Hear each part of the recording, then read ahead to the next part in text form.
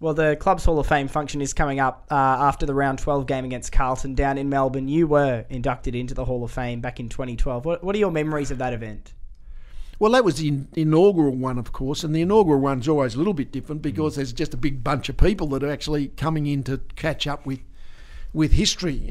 So the Hall of Fame this year, however, there'll be half a dozen people. I'm not sure the exact number myself. Well, there's a selection committee here. That's their job to nominate each year's Hall of Fame. So that'll be even more special for that group because it'll be a very small group of people. But the acknowledgement and recognition to people who've now probably moved on from the club, because you've got to be gone for a certain period of time before you get recognised. And I think that's right. You don't make decisions on big picture things like the Hall of Fame, the year after you retired. So I think we're 3 years. You got to be retired for 3 years as a player.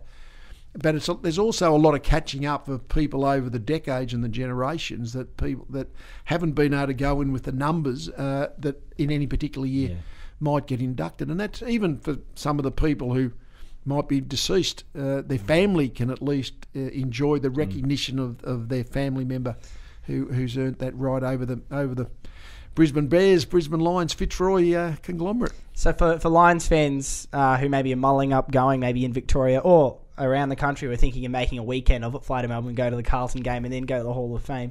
What is it about those nights that you think makes it so special for, maybe a fan to go along to? I think it's recognition of historical issues. I mean, mostly footy's about what happens this week and last week and what's happening now, but the Hall of Fames are clearly about the history of the football club, and it's different entities in our case, and therefore it's a great way to usually you'll find, I suspect, the half a dozen people who would get inducted will probably represent a lot of decades, of this in the last century.